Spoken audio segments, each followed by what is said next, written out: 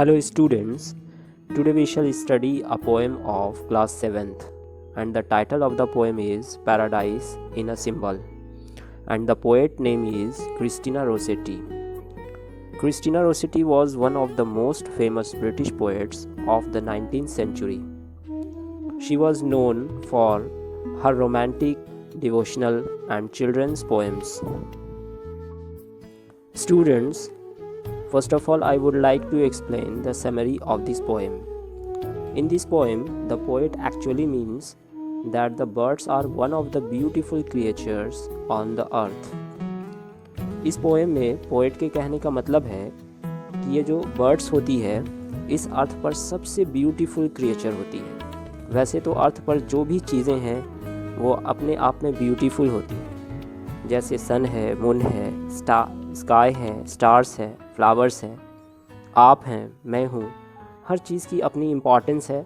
और बट इस पोएम में पोएट ने बर्ड्स के बारे में कहा है कि बर्ड्स इस अर्थ पर सबसे खूबसूरत क्रिएचर है, क्योंकि जो भी वो करते हैं वो सब हैरान करने वाली होती है। जैसे जब कोई बर्ड्स आकाश में फ्लाई करती है तो आप देखकर सोचते हैं ये कैसे आकाश में उड़ती है, काश हम भी इसी तरह आकाश में उड़ पाते। बर्ड्स की हर चीज़ें अमेजिंग होती हैं, बिल्कुल हैरान करने वाली। इस पोएम में पोएट ने बर्ड्स के बारे में हर वो चीज़ें लिखी हैं जिसका उन्होंने बहुत ध्यान से ऑब्जर्व किया है।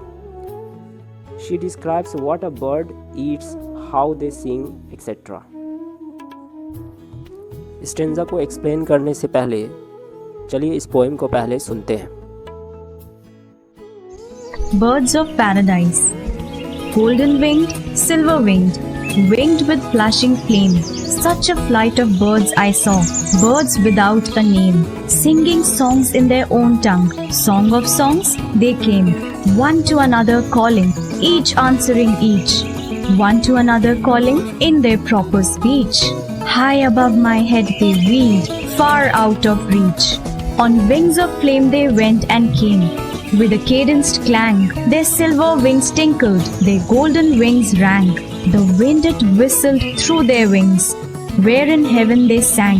They flashed and they darted, a while before mine eyes, mounting, mounting, mounting still, in haste to scale the skies.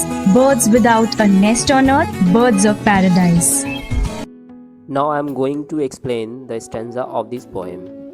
In the first stanza, the poet is telling golden winged, silver winged, winged with flashing flame. यानी इस stanza में poet कहती हैं कि birds की wings different colours की होती है, किसी की गोल्डन तो किसी की सिल्वर, जबकि किसी की ऐसी चमकदार विंग्स होती है कि ऐसा लगता है उसमें लाव यानी फ्लेम जल रही हो। वे झुंड बनाकर इधर से उधर उड़ रही हैं और अपनी ज़बान में गाती जा रही हैं। In the second stanza, the poet is telling one to another calling, each answering each. वो कहती हैं कि जिस ज़बान में वे बात कर रही हैं वे एक दूसरे को कॉल भी कर रही हैं और रिप्लाई भी कर रही हैं। उनकी जो बातें हैं वो मेरे सिर के ऊपर गोल गोल घूम रही हैं, क्योंकि उन्हें कुछ समझ में नहीं आ रहा है, क्योंकि बर्ड्स अपने लैंग्वेज में बात करती है जो किसी को समझ में नहीं आती।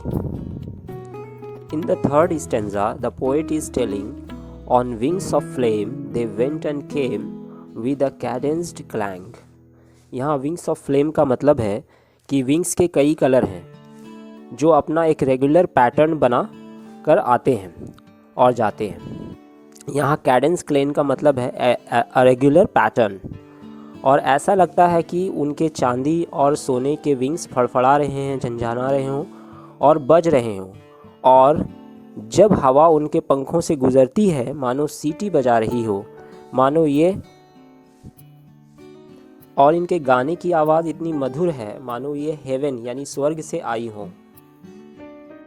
In the fourth stanza, the poet is telling, they flashed and they darted, a while before mine eyes.